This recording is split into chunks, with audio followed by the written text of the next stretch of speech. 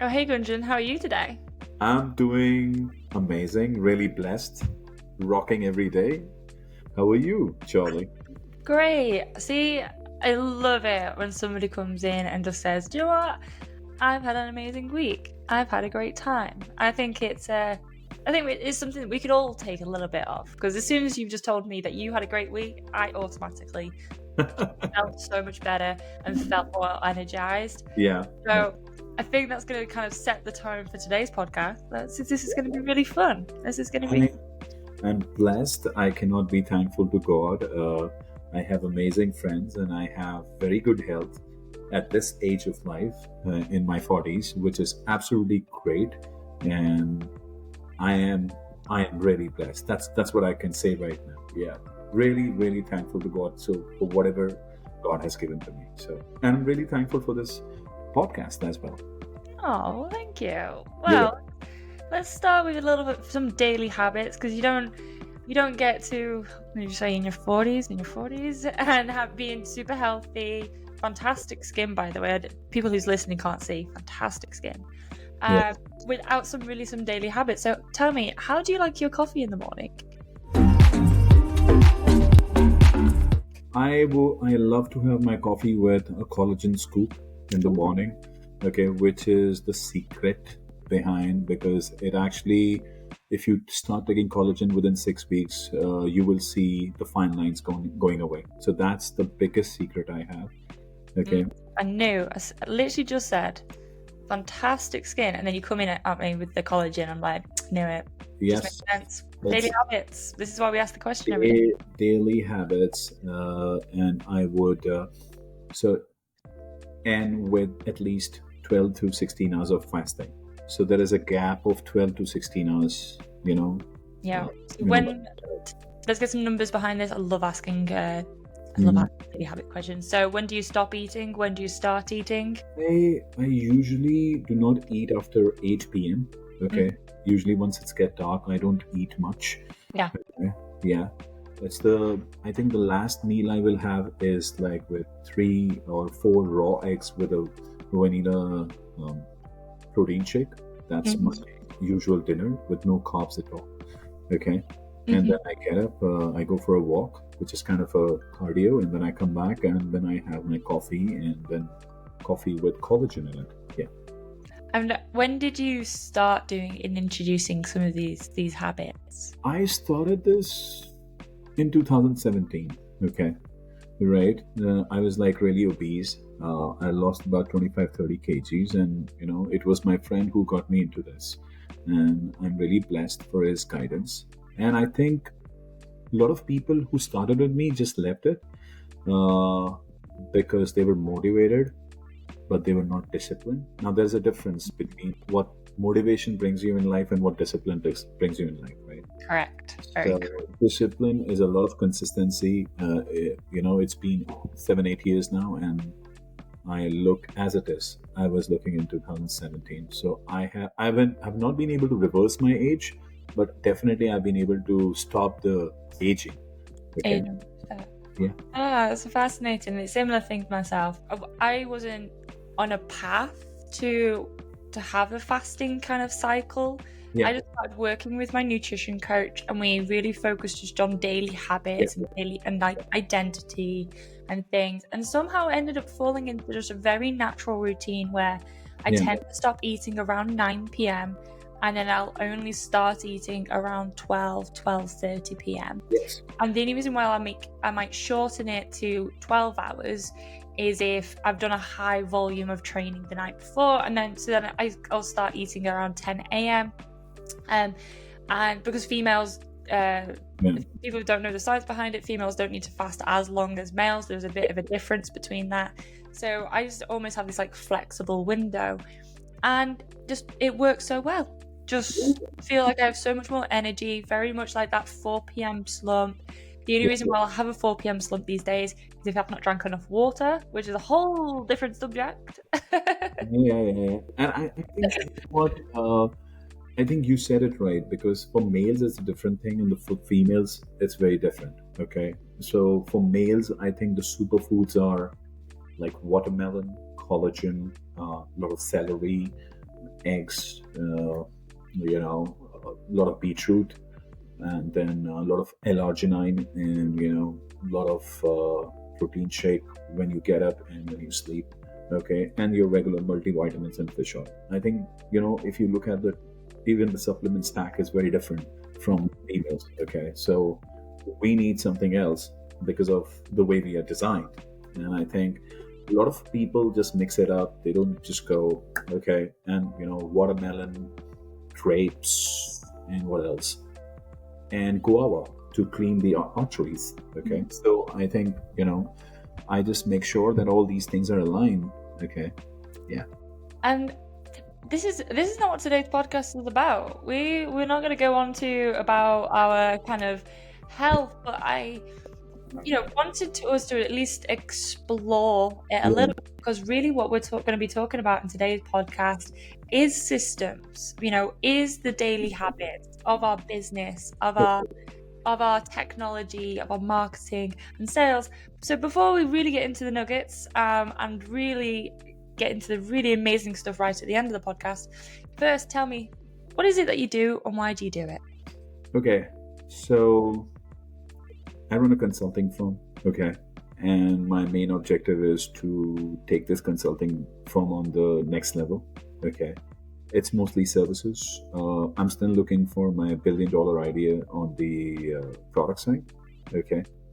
So I have basically 3 sections. One is business consulting, another is tech consulting, and another is marketing consulting. So business consulting is all about my network, my friends. I really help them out with share my experience, and I tell them that what's right and what's wrong. Because business consulting becomes very difficult when someone is stranger to you. Okay, they will not take the feedback. They will not listen to you at all. But when they are friends with you, when they know you, they'll come to you with a lot of they are ready to unlearn things. It happens when you are friends. You'll say, you are my friend, I trust you, and I really want to do that. So business consulting is all about my network and friends. When we solve very complex technology issues, when we do the technology consulting, because one tech stack might not work for one company, and it's all depending on the budget, the business, what they're going through, what their industry is, what competition they have. At the end of the day, you need to look at the customer. Okay, customer is the king. Okay, so it doesn't matter what technology you're using. Okay, it doesn't matter how you do it, but you have to solve the problem. That's what really matters. Okay, so technology consulting is all about understanding the industry, understand the customer behavior, how we can build products which can drive addiction. Now, driving addiction. So technology is not just about coding. It's also about the user experience. It's also about the UI, the UX, all those small things which happen, like, where to click, how to do. And that's why there are millions of apps in the Play Store right now. But you tell me how many people aren't even aware. Even if they are aware, they just remove them from their phones because the user experience is pathetic. Okay, the customer wants to see a problem getting solved, and they want to have that ease in place while they're working on these applications. And consulting is big part of it. Okay, you really need to sit down, deep dive into all the aspects of the business, competition, customer behavior, and that's where we are very, very special. And whether we can bring AI into place and how we can solve these problems. And then we have marketing consulting, wherein we use a lot of AI tools, okay, for content, for design, let's say for a lot of other stuff, okay. And it's just magical because now with the help of technology, we can cut time, we can cut things, and we can really take things on next level.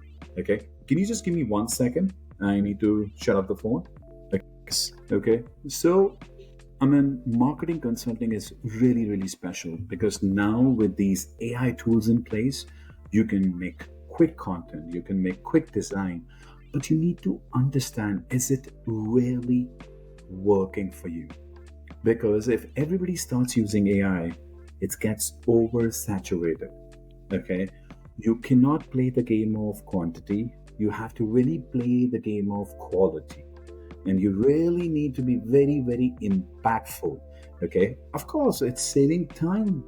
Okay, but then understand AI is not just for one person. You're not the only person using AI.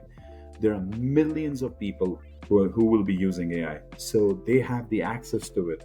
Okay, so if someone thinks that, okay, I will use AI and I will solve my problems, no, that's not how it would work, because your competition will also use it. Okay, then what are you going to do about it? Then you will be at the same page. You need to have that quality, okay, in place to make sure that it's impactful. Because if it's oversaturated, there are a lot of people who are doing it, then there is competition. And when you have competition, it's all about impact. Can you really create an impact? Okay. Yeah. Well, let's paint a scenario, because one of the things that you don't hear too much of when it comes to consultancy is that end-to-end solution. So from the business to the product to the marketing to the sales, and like, you know, really that winning ticket is when you get all of them in alignment. And it's so easy to say, isn't it? We can just sit here and go, all you need is the client problems, and then you just need all of these things in alignment. But the problem from us talking to being successful is about 1,000 different factors, if that, when you break it all down. And you know, this is the premise of this. This is the whole purpose of this podcast. It's like, okay, we've got 1,000 factors to think about here.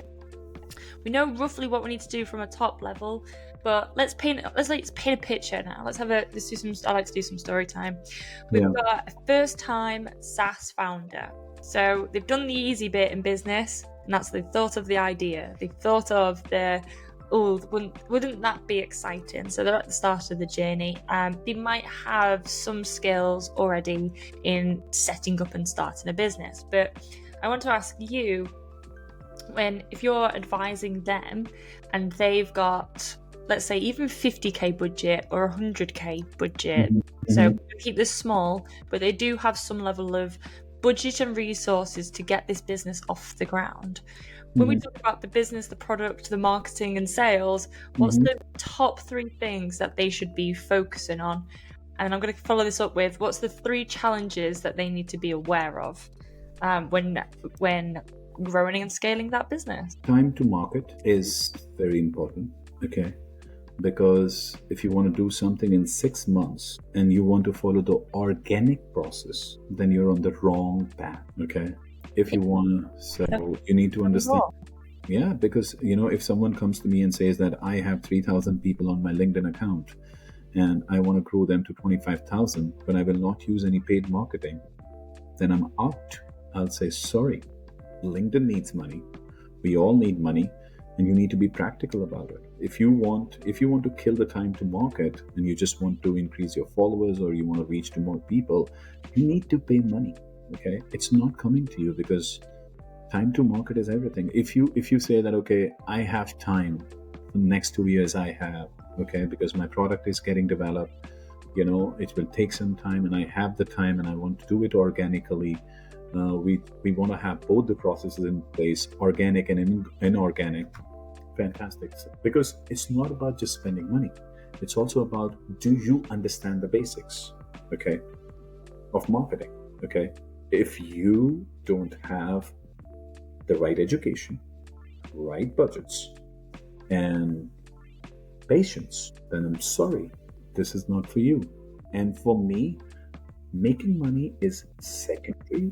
Being authentic and honest with my customers and friends is very important. So time to market is the first aspect.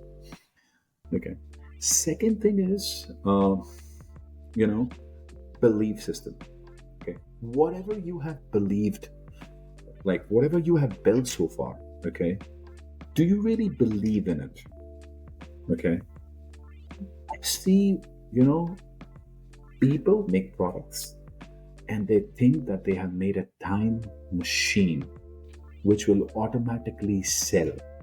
No, it is not going to sell automatically. You need to do something about it so that it is reaching to people. Okay, so you really, really need to be careful about your own ego and your own understanding and your own belief system. You need to trust what you have built, and you need to have that belief that I'm going to rock. Okay, and you need to do your analysis right to have that belief system. So if that belief system is built on excitement, that's wrong. If that belief system is built on the right analysis and right research and study, perfect. You're on the right track. And if you just add the right people, processes, and the right, execution plan, it is going to happen.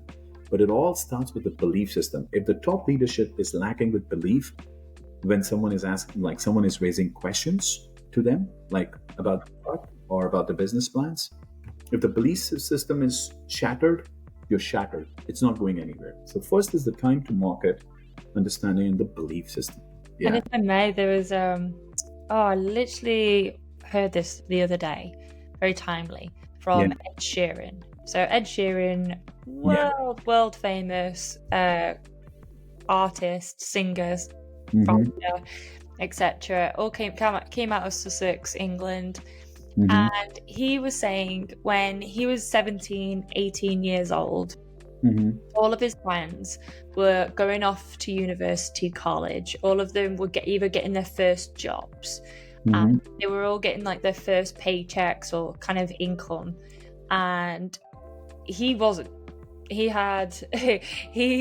basically had managed to book himself a gig to London, and he knew he just had to get to London to do this one gig where he wasn't getting even paid to do it. He just knew he had some CDs, and all he had to do was sell 7 CDs to pay for his train ticket, which cost £60, which is about $75. So him backpack, guitar, set like a whole bunch of different CDs, took the train. And because of the series of events that happened of him trying to sell these CDs, he missed his last train home. Missed his last train home. He then had to sleep in the train station cold before he could go and get the next train, because he didn't have any money at 18 to then go and get a hotel and obviously sort that and have a roof over his head. And it was in those moments where he's sleeping cold in a train station after a gig that's not gone very well, where he's like, why am I doing this? Yes. When the things were going wrong, he's then asking himself, for him, the way he describes it is like he didn't have a plan B. It was like, it was this plan, and this plan had to work. Yeah. and that was in his drive to then figure out, okay, well, I need to make money for this. I need to write songs for this. I need to get better at my product, as in him, the song, his voice, his belief system. And then he needs to work out, like, how does he need to promote himself? Well, does he need to do more busking? Does he need to do, and you start asking those questions, and then one by one, you go, like you said, right, I need people. How do I get people? I need skills. How do I get the skills? Your brain is a very good survival instinct to start solving these problems, because you have to solve them. But it all starts, like you said, with that belief, like, it all starts. Like, this is going to be the greatest idea. And you might find over a 5-year period, it's not the same idea anymore, but it's still solving a very similar problem. At the end of the day. So I'll put that little nugget in there. So I thought I'd share that story because it's true. It's true. And the third thing which I wanted to say, so one was the time to market is a very big factor, because it just tells you like what the speed you have to catch up on. Belief system is the second. Third, which I really see is lacking right now, is the sales mindset. Okay. If you are that person who has this $1 million or $1 billion idea, when you will have this idea, you will not have enough money, enough resources, and you will not have the plan. Okay. But you need to have that foundation of sales, that if I go and ask money from someone, okay, or let's say I build this product and I get it, I need to have the best sales process in place. And that needs to start right with the product development. I see people develop these products, open the company, And just because they got some references and they just like started with some users or whatever, and after like 7 months, they or 8 months, or let's say 1 year or 2 years down the line, they realize that, oh, we need to have a sales process. You've already done disaster. This needs to be taught on day one. You have an idea, fantastic. So this is the idea, but you need to have a mindset that, okay, I need to sell. And that's the reason I have friends in Manhattan. They're on Wall Street and they are VCs. I have one of my friend whose company is reviewing like 4,000 pitch decks every year for startups. 4,000.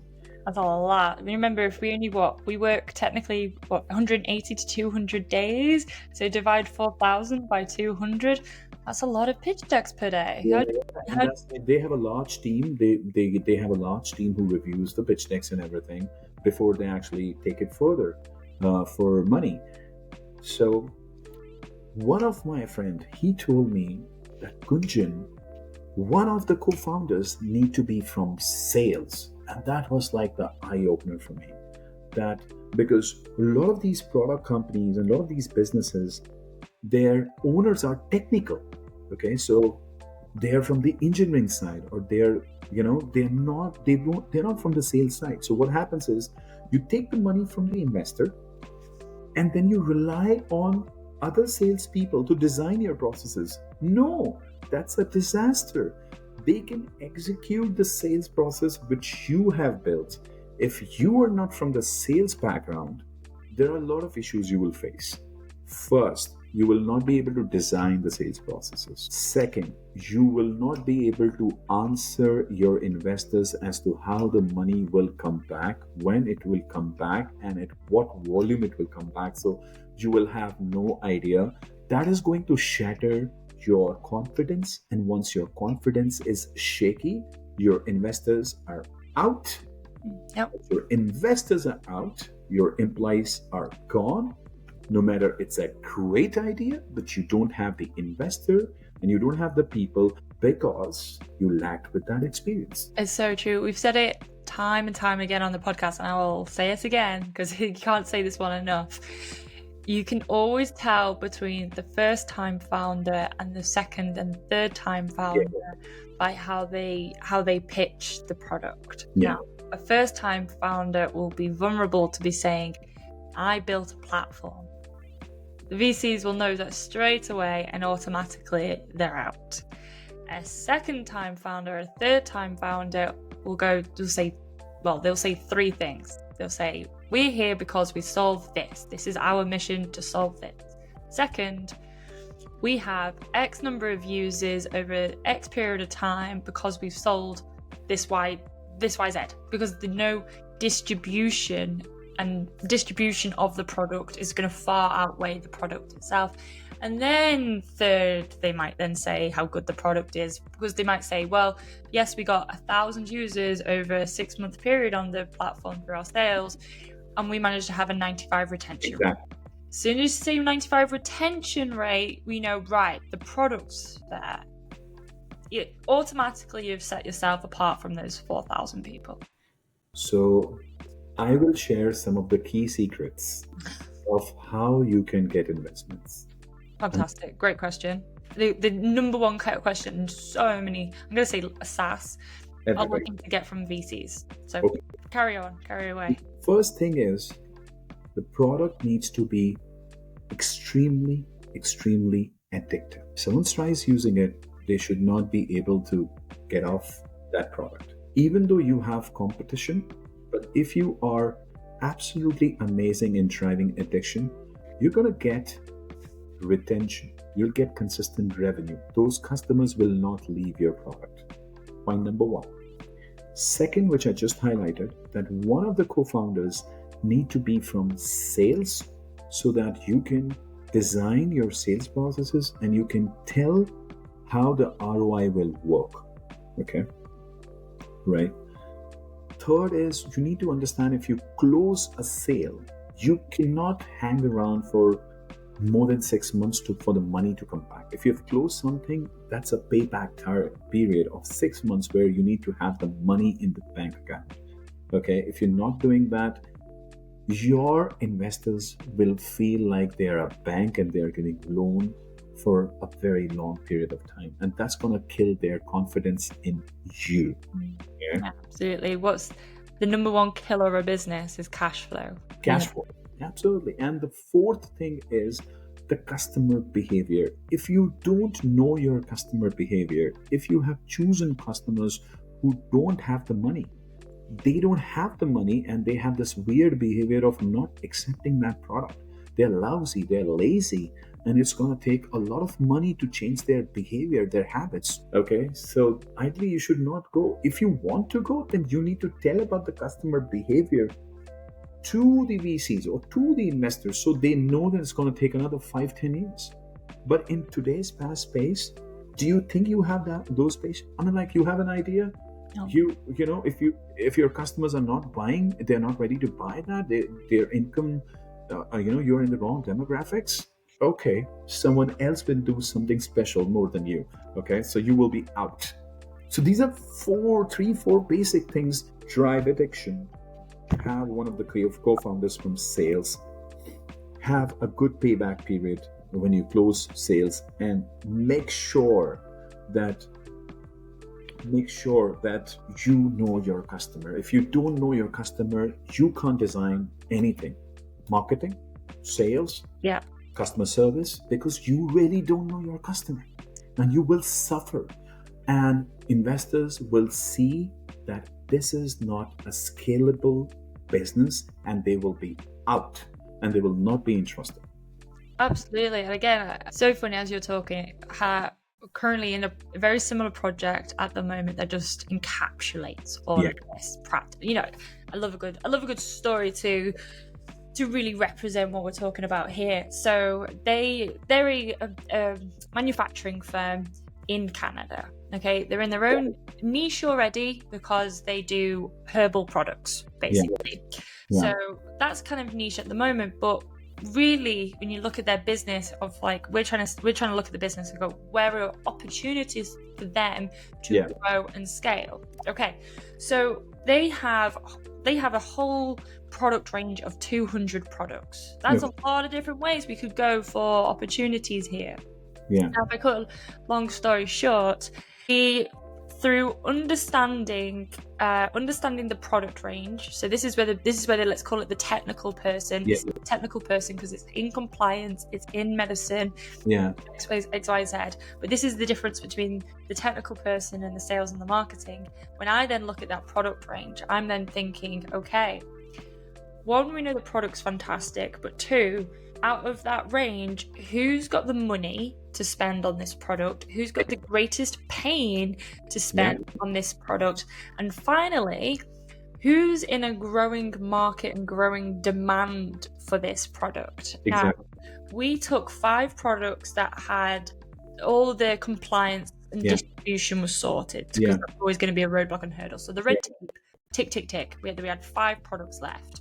We looked at the different angles and we compared what was the Google demand search for it, what was the Google trends search for it, what was the competition like for it, like were people kind of doing stuff already, was there a gap, anyway, if I cut a long story short, we ticked all of these boxes and found out actually that the health market for dogs and cats and pets was incredibly growing because the millennials are not having children anymore. Millennials are having dogs, they're having cats, and they are children of millennials. This is in North America, by the way, of North America.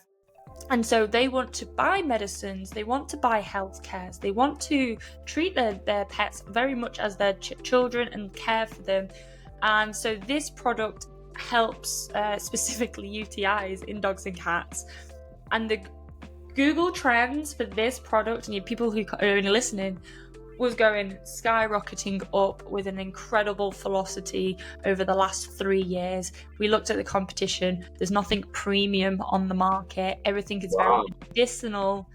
And suddenly, I'm tapping my head because this becomes a no-brainer. We looked at all of this stats and data and we went, right, Yeah. Now we can confidently say we're going to invest 100, 150,000 over 6 months, and this Yeah. is a very good bet now.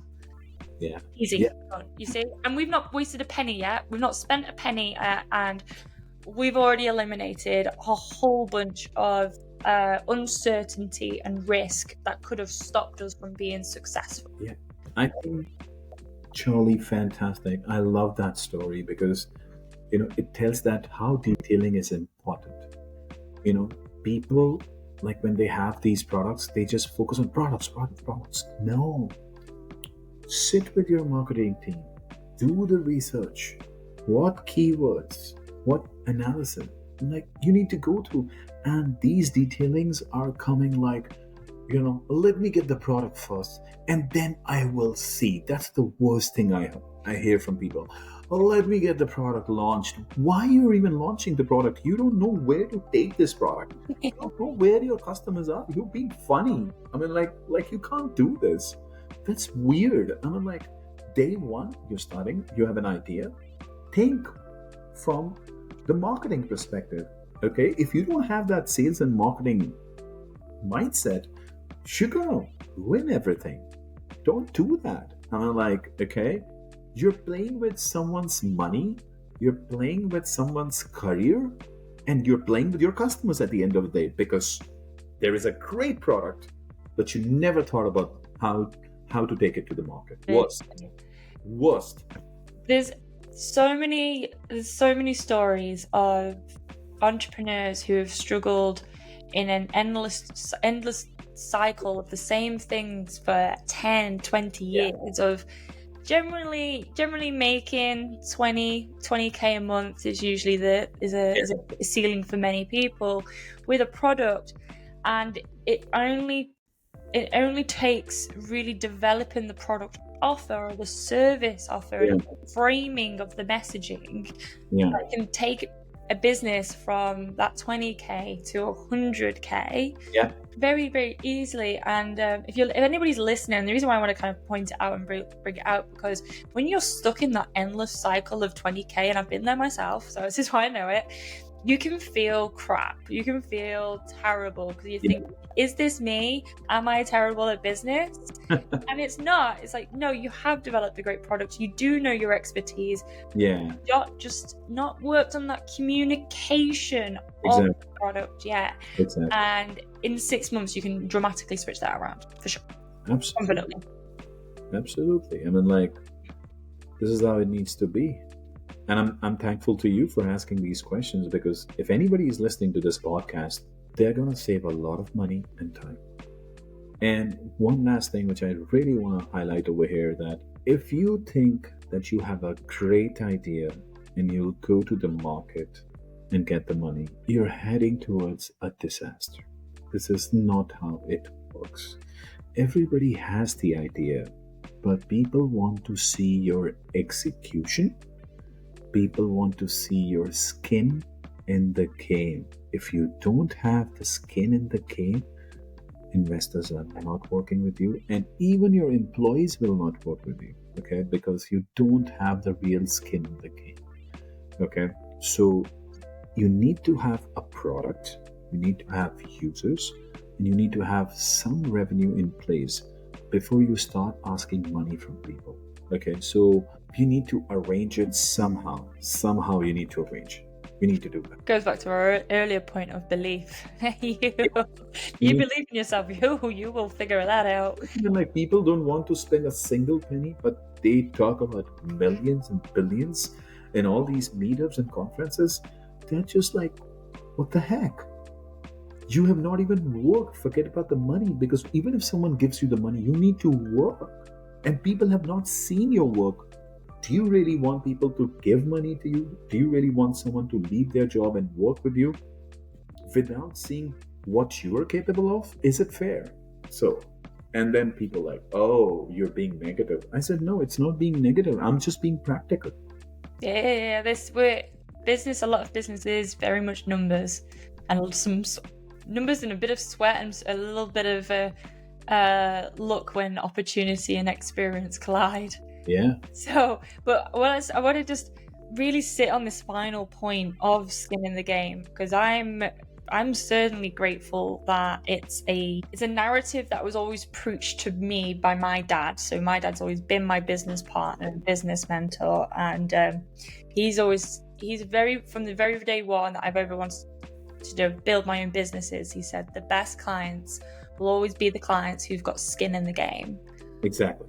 And that is literally ruled a lot of decisions over the years, and I still stand by it. And you're the first person really who have brought it up in a very, very long time. So I really want to make sure we've really drilled this point home, is what I'm saying. But we kind of said from a VC standpoint, they can see a person who's in the game, who's invested XYZ into the business. They've put all those hours into a business.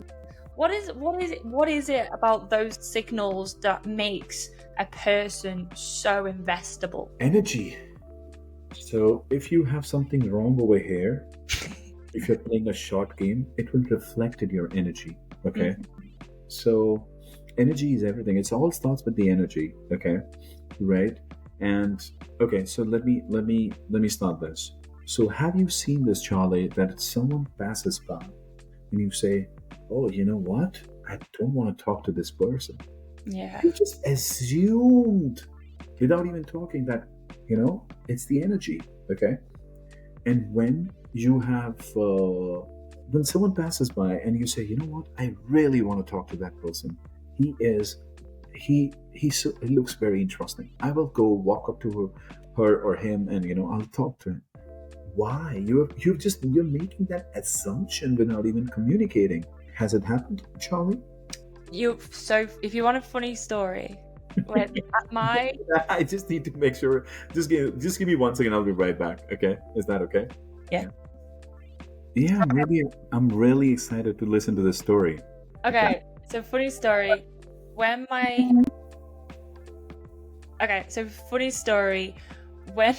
me and my husband very first met, our first conversation that we had with each other, we then didn't speak for another 6 months. What? Oh my god! So, for context, we both met at CrossFit in the gym, and so he'd seen me around the gym. Okay. And obviously had, like you said, picked up on my energy, and then finally had the courage to come up to me and ask some questions, so to speak. But he picked a day where I was having a bad day and I was just letting off some steam in the gym, in my own world, with my own headphones on. So of course the energy that I gave back to him was blunt, it was negative, it was polite. I will always, in a bad mood, I'll always ever be polite, but I can be like very just short. Like I'll politely answer your questions, but I'm just in my little zone here. Yeah. We're gonna have some. This is gonna be a short conversation. Anyway. I have 2 stories over here. So we didn't speak then for another 6 months. What? Yeah, so not 6 months. So, but from that interaction, I mentally had given him a nickname of, oh, that's Nice Mark.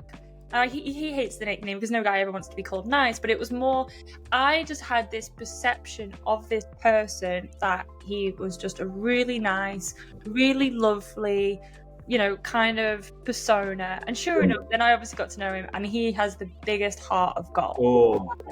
So good. Before I even actually lucky you, Charlie. I love my husband so much. I will glow about him for forever. So I won't on this podcast, but I happily will sit there and say the nicest things about him. But yeah, and it was just one of those funny things about energy where we're both very perceptive about each other. Absolutely. I mean, like I have 2 stories. I'll keep it really short and I'll move on to your answer. But I met someone when I went to this Indian festival in New York. Okay, and I saw the person. We exchanged numbers, and then our first call was of 4 hours. Okay, And then I met another guy, the same energy thing. Okay. I met him 30 minutes. Within 30 minutes, I gave my clients to him. Like literally those clients, like it took me like 3 years to build those connections. I gave the reference. I said, you know what? Take this. It's a gift from me. Talk to them and you will make money. And he was in shock. Like, why would you share that? And, it was the energy. I felt very good. Okay. So, like, I met someone at the Indian festival and, we end up getting best friends. Okay. Yeah. Right. Within few days. Yeah. We realize that we know each other from ages. Okay. And then, I meet this person in Las Vegas in the ISC West, and he has worked with IBM, Google, Intel, Apple, and everything. And I just give him the reference straight away in 30 minutes, and I just met like thousands of people, and I'm not able to trust, but this person I can really trust without even knowing him. It was just the energy. So when you have a business, when you have a startup, okay, if you are lost here, okay, then the energy will go down. If you have short-term goals, the energy will reflect. If you're lying, energy will reflect. Anything which is corrupted in you, that will reflect in your energy, and you need to be very careful with your thoughts. Even if you want to say something negative about yourself, stop, okay? Because that energy is going to kill you, okay? So one thing, okay, no matter, confidence is everything, but an authentic confidence is what you need, and that comes from the thought process you have. I think that is a great place to end today, because like you said, there is such a big tendency when starting a business thinking we need to really build the product, build the systems. These are all very yes, practical stuff, and yes, you do absolutely need it, but we kind of forget on a regular basis that we're human beings making micro decisions every single day. And if we make up to 150 decisions every single day, and you times that by 30, and you times that then by 12, how many decisions that we actually make over a year. And these are the compounding effects to whether you're going to win or not. And at the end of the day, we want to win. So we start with the little mindsets, we start with the beliefs, we start with the disciplines of our, exactly what we started with. We start with our health, our self-respect to ourselves. And that will then ooze into the extra decisions on how we're going to take this business to the next level. One last thing, your decisions are your destiny. Quoted, fantastic quote. Be careful with your decisions. Well, that's going to be the quote of the day. I'm going to get that put onto my wall and remind myself, because I forget regularly. Thank you so much for coming onto the podcast. Thank you for your time. It's been a pleasure. It's been my pleasure, Charlie. Thank you so much. And I look forward to be in touch with you, and we will rock together for sure. It was fantastic. Okay. Thank you so much.